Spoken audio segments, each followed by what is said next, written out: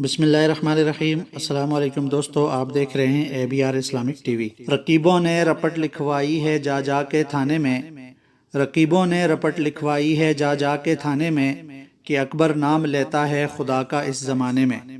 دوستو، 2 روز قبل معروف عالم دین مولانا طارق جمیل صاحب نے وزیراعظم پاکستان عمران خان صاحب کے ساتھ کورونا وائرس کے حوالے سے منعقد ہونے والی ایک احساس ٹیلی تھون کے دوران میڈیا کو جھوٹا کہا تھا، جس کے بعد میڈیا کو بڑا سخت صدمہ ہوا۔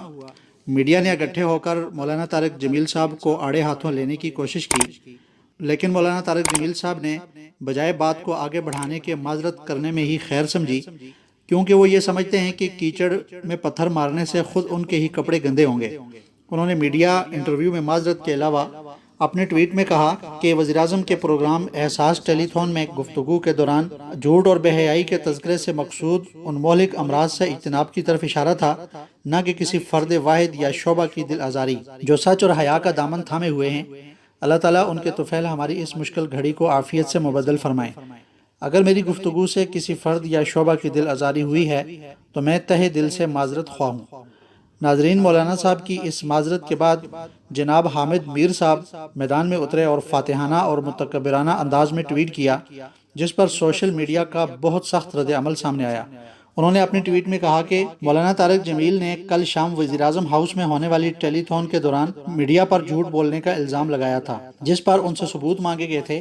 24 گھنٹے کے بعد آج شام انہوں نے مجھ سمیت تمام میڈیا سے غیر مشروط معافی مانگ لی۔ حامد میر کے اس فاتحانہ اور متکبرانہ ٹویٹ پر سوشل میڈیا کا بہت سخت رد عمل سامنے آیا۔ چنانچہ لبنہ راجہ نے کہا کہ یہ مولانا کی اعلیٰ ظرفی اور وسعت قلبی اور آپ کی کم ظرفی، تنگ دلی اور منافقت کا منہ بولتا ثبوت ہے۔ افسوس، آپ تو ساری زندگی خود کو آزادی اظہار کا علم بردار کہلاتے آئے تھے، آپ نے کیسے اتنی ڈھٹائی اور بے دردی سے مولانا کے حق آزادی اظہار کا گلا گھونٹ دیا۔ اور زہیب خٹک نے کہا کہ ہمارے محلے میں کئی آوارہ کتے ہیں جو راہگیروں پر دن رات بھونکتے ہیں، راہگیر ان سے بچ کر چلتے ہیں کہ کہیں کپڑے پلید نہ کر دیں، اور کتوں کو یہ گمان ہے کہ وہ شیر ہیں جن کی دہشت سے محلہ کانپتا ہے۔ خیر چھوڑے میر صاحب، کیسے مزاج ہیں آپ کے۔ اور دوستو، اسی طرح ارم رائے نے کہا کہ تم اور تمہاری اوقات ہے کیا کہ مولانا معافی مانگتے؟ وہ عزت دار آدمی ہے اور عزت دار ہمیشہ عزت بچاتا ہے اور جہلوں کو سلام کر کے گزر جاتا ہے۔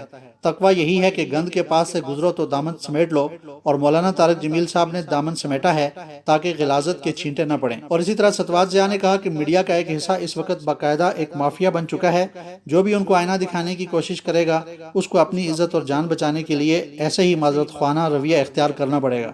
اور اسی طرح میجر محمد عارف ریٹائر نے کہا کہ مولانا طارق نے تم سے معافی مانگ لی، انہوں نے معافی نہیں مانگی بلکہ تم لوگوں کے منہ پر ایک اور جوتا مارا ہے جو تم بے شرموں کو نظر نہیں آ رہا۔ اس دن صرف مولانا صاحب نے جھوٹا کہا تھا، آج ساری قوم جھوٹا بھی کہہ رہی ہے اور ساتھ گالیاں بھی دے رہی ہے۔ اور دوستو، اسی طرح شاہجہان ملک نے اپنی ٹویٹ میں کہا کہ a man who admits his mistake and asks for forgiveness is a great man.